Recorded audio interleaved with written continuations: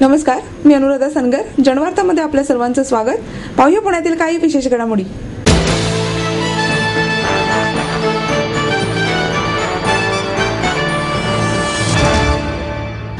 पिंपरी चिंचवडमधील अनधिकृत बांधकामाबाबतचा अध्यादेश महिनाभरात काढण्यात येईल असे आश्वासन मुख्यमंत्री पृथ्वीराज चव्हाण यांनी दिले आहे.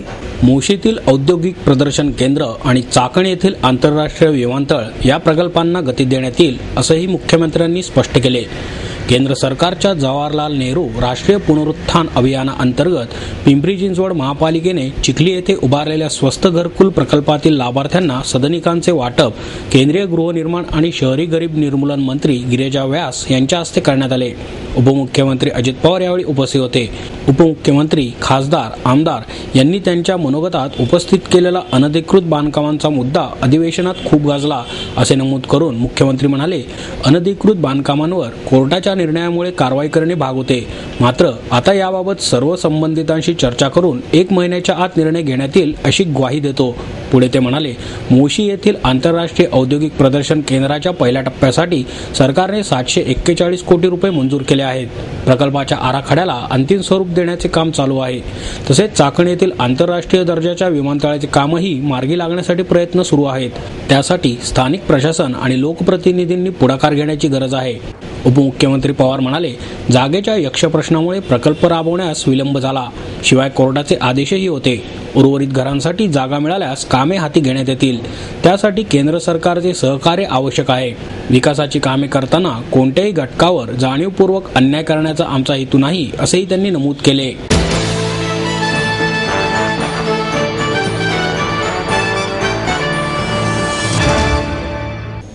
शरद पवारांची दखल देशाला घ्यावीच लागेल असे मत ज्येष्ठ विचारवंत डॉक्टर सदानंद मोरे यांनी व्यक्त केले.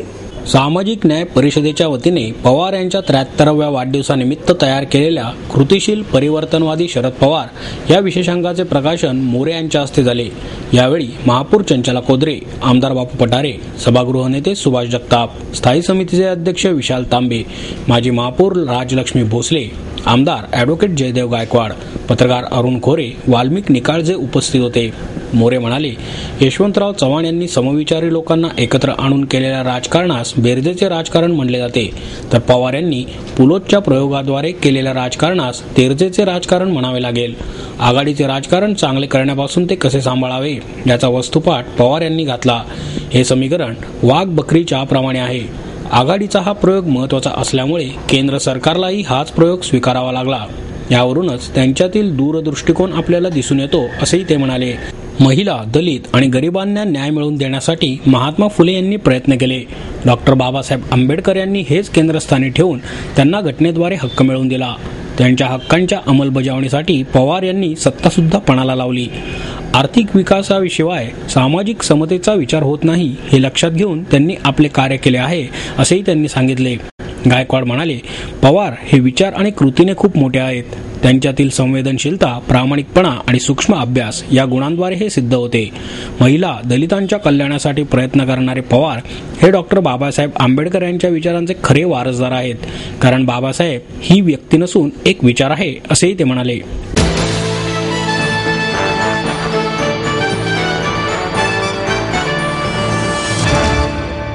माहेर सोडून सासरी आले. इथे प्रेमाची, मायेची माणसं होती. पण माझं भविष्य सुरक्षित आहे याचा आनंद, आत्मविश्वास वाढवणारा होता. Samruddha Jeevan multistate multipurpose cooperative society limited. गुंतवणूक भावनांची, आनंद लक्षावधीचा. Samruddha Jeevan multistate multipurpose cooperative society limited.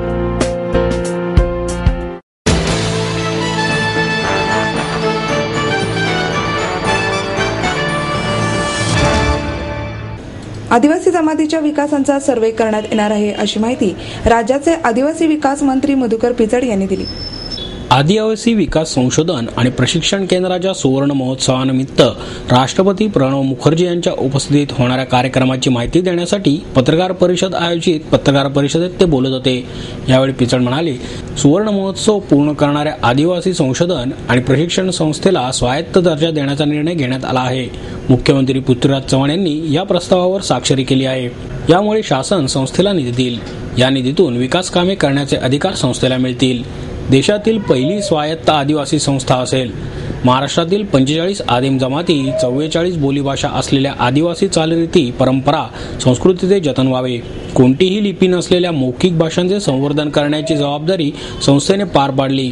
दागिने, वस्तू, वाद्य, शिकारीचे साहित्य यांचे संग्रहालय जतन करण्यात आले आहे. संस्थेला स्वायत्त दर्जा देऊन आदिवासी उपाययोजना मूल्यमापन करणे. गेल्या 50 वर्षांमध्ये आदिवासींचा विकास का झाला नाही याचा अभ्यास केला जाईल. विद्यापीठामध्ये आदिवासी संशोधन अभ्यासक्रम सुरू करण्यात येईल. आदिवासी साहित्य संमेलन भरवण्यात येणार आहे. आदिवासी आश्रमशाळा उत्कृष्ट प्रकारे बांधण्यात येणार आहेत. यासाठी 450 कोटी रुपयांची तरतूद केली आहे. आदिवासी विद्यार्थ्यांना चांगल्या संस्थेसाठी दत्तक देणार आहे.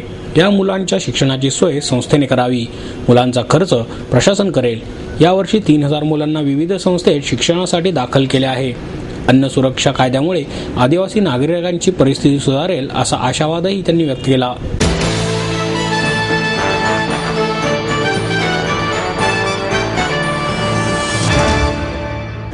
कलाकारांनी व्यवसायापेक्षा कलेला लागणाऱ्या साधनेला महत्त्व द्यावे अशी भावना ज्येष्ठ सतारवादक उस्ताद उस्मान खान यांनी व्यक्त केली.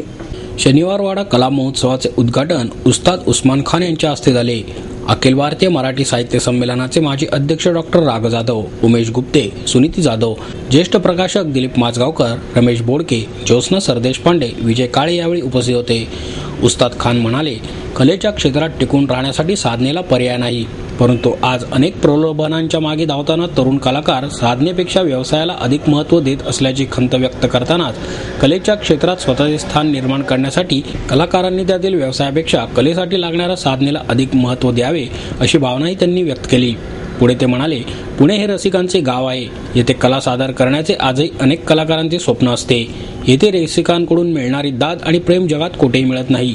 संगीत क्षेत्रात अनेक कलाकार पुण्याने घडवले, परंतु आज अनेक कलावंतांच्या कलेत साधनेऐवजी व्यवसायाचा रंग दिसतो.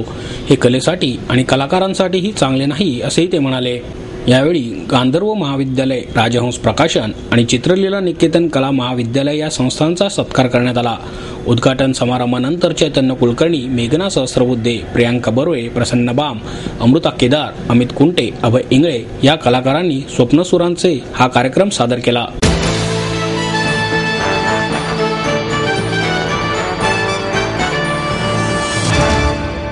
आई वडिलांनी पै जमवून मला शिकवण्याचा निर्णय घेतलेला कळत होता. माझ्या उच्च शिक्षणासाठी त्यांनी मला कायमचा आधार मिळवून दिला होता. त्यांनी स्वतःसाठी कधीच काही केलं नाही, पण माझ्यासाठी Samruddha Jeevan multistate multipurpose cooperative society limited. गुंतवणूक भावनांची, आनंद लक्षावधीचा. Samruddha Jeevan multistate multipurpose cooperative society limited.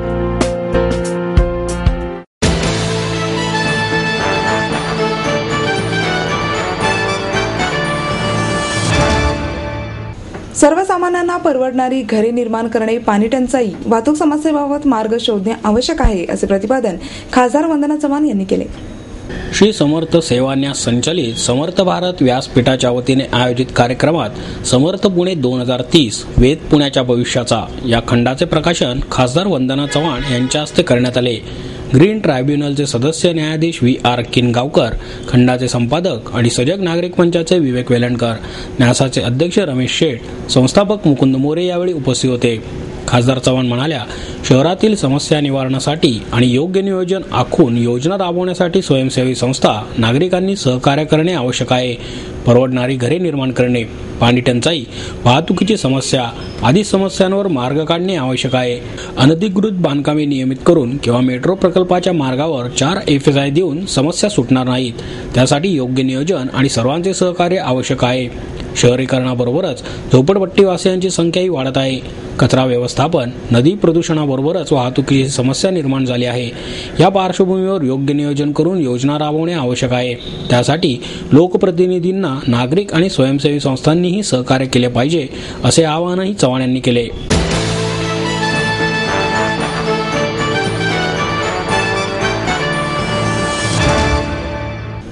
सवर्ण दलितांमधील दरी दूर करू असे प्रतिपादन रिपब्लिकन पार्टी ऑफ इंडियाचे राष्ट्रीय अध्यक्ष रामदास आठवले यांनी केले. लोकशाहीर अण्णाभाऊ साठे समता परिषदेच्या वतीने सासवड येथील अखिल भारतीय मराठी साहित्य संमेलनाचे अध्यक्ष फ.मु. शिंदे यांना रामदास आठवले यांच्या हस्ते आद्य क्रांतिकारक लहुजी वस्ताद साळवे गुरुवर्य पुरस्कार देऊन गौरवण्यात आले. शिवसेना नेते, पुणे जिल्हा संपर्क नेते गजानन कीर्तीकर, महापौर चंचला कोदरे, उपमहापौर बंडू गायकवाड, रिपाईचे गटनेते डॉक्टर सिद्धार्थ देंडे, शिवसेनेचे शहर प्रमुख श्याम देशपांडे, रिपाईचे शहराध्यक्ष महेंद्र कांबळे आदी यावेळी उपस्थित होते. वस्ताद लहुजी साळवे यांनी समाजाला अन्यायाविरोधात लढण्याची ताकद दिली, परंतु अन्याय कमी झाले नाहीत. आता मातंग समाज जागृत होत आहे, ही चांगली गोष्ट आहे. पुण्यामध्ये लहुजी साळवे यांच्या स्मारकासाठी राज्य सरकारने 1,000 कोटी रुपयांचा निधी द्यावा. त्यातील 500 कोटी आघाडी सरकारने द्यावेत. उर्वरित 500 कोटी महायुतीची सत्ता आल्यावर आम्ही देऊ, असा टोलाही आठवले यांनी लगावला.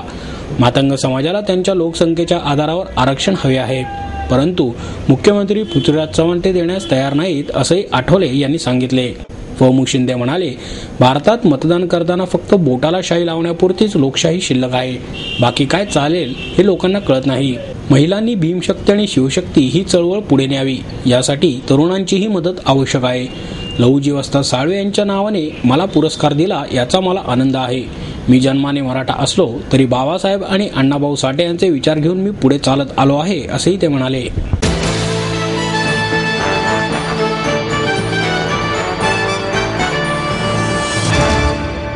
आपको देता है एडमिशन के साथ अपॉइंटमेंट लेटर भी. B civil, computers, electronics, electronic and telecommunications, IT and mechanical. MA computers, electronics, IT and mechanical, diploma engineering, mechanical and computer. MBA finance, HR and marketing. BCA, BBA, MBA and MCA for engineering और साथ ही D.Pharm, B.Pharm और M.Pharm भी. Siddhant international school CBSE from nursery to 5th standard. Siddhant college. Transport एवं hostel facility. 22 एकड़ का विशाल campus. AICT Delhi और Pune university द्वारा मान्यता प्राप्त.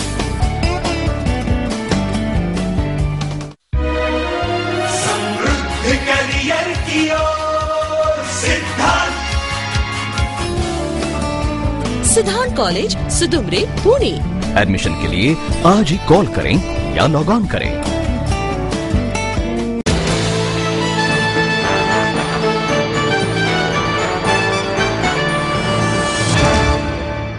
जंगलाविषयीचे अज्ञान दूर करण्यासाठी प्रयत्न व्हावेत, असे मत ज्येष्ठ वनस्पती तज्ज्ञ प्राध्यापक श्री द. महाजन यांनी व्यक्त केले. आशय प्रकाशनच्या वतीने हर्ष बोरसुरे लिखित वनाचे श्लोक पुस्तकाचे प्रकाशन प्रसिद्ध सामाजिक कार्यकर्ते आणि पर्यावरण अभ्यासक डॉक्टर विश्वंभर चौधरी यांच्या हस्ते झाले. ज्येष्ठ पर्यावरण तज्ज्ञ विजय परांजपे प्रमुख पाहुणे म्हणून उपस्थित होते. प्राध्यापक महाजन म्हणाले, जंगलात गैरकारभार, भ्रष्टाचार होत नाही, तेथे काहीही वाया जात नाही. इतर ठिकाणांपेक्षा जंगलात सुरक्षित वाटते, त्यामुळे जंगलामधील अंतरंग आपण समजून घेणे आवश्यक आहे. पुस्तकाविषयी परांजपे म्हणाले, नैसर्गिक संरचनेत आपण ढवळाढवळ करू शकत नाही, परंतु माणसाचे निसर्गाशी असणारे नाते टिकवण्याचा प्रयत्न पुस्तकातून झाला आहे, असेही त्यांनी सांगितले.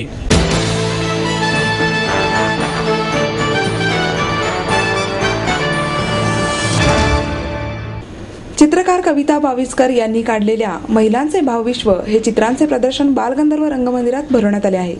या प्रदर्शनामध्ये एकूण 35 चित्रे मांडण्यात आली आहेत. महिलांच्या चालीरीती, ग्रामीण भागातील महिला, बासरी वाजवताना श्री गणेश, बासरी वाजवताना राधाकृष्ण, बंजारा महिलांची वेशभूषा, दक्षिण भारतीय तसेच राजस्थानी महिला संवाद साधतानाचे चित्र असे अनेक विषय कविता यांनी आपल्या चित्रांतून मांडले आहेत. 24 डिसेंबरपर्यंत सकाळी 10 ते रात्री 8 या वेळेत त्यांची चित्रे पाहता येणार आहेत. एका मोठ्या कंपनीतील नोकरी सांभाळून कविता यांनी आपला हा चित्रकलेचा छंद जोपासला आहे.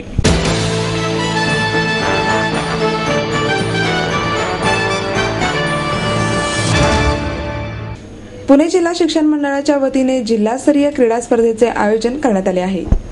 ग्रामीण भागातील विद्यार्थ्यांचे क्रीडा कौशल्य विकसित व्हावे, त्यांना योग्य ती संधी उपलब्ध व्हावी यासाठी शालेय पातळीवर अनेक प्रयत्न केले जातात. ग्रामीण भागातील विद्यार्थ्यांकडे नैपुण्य असून त्यांना संधी उपलब्ध होत नसल्याने त्यांच्यातील गुणांना वाव मिळू शकत नाही. पुणे जिल्हा शिक्षण मंडळासारख्या ग्रामीण भागात शिक्षणाचे कार्य करत अनेक वर्षे या संस्थेने विद्यार्थ्यांचे क्रीडा कौशल्य ओळखून त्यांना योग्य ती संधी देण्याचे ठरवले आणि याच हेतूने पुणे जिल्हा शिक्षण मंडळाच्या वतीने गेल्या वर्षीपासून वार्षिक क्रीडा महोत्सवाचे आयोजन करण्यास सुरुवात झाली आहे. संस्थेचे अध्यक्ष अजित पवार यांचा ग्रामीण भागातील विद्यार्थ्यांना क्रीडा संधी उपलब्ध व्हाव्यात या प्रेरणेतून या उपक्रमाची सुरुवात केली गेली आहे.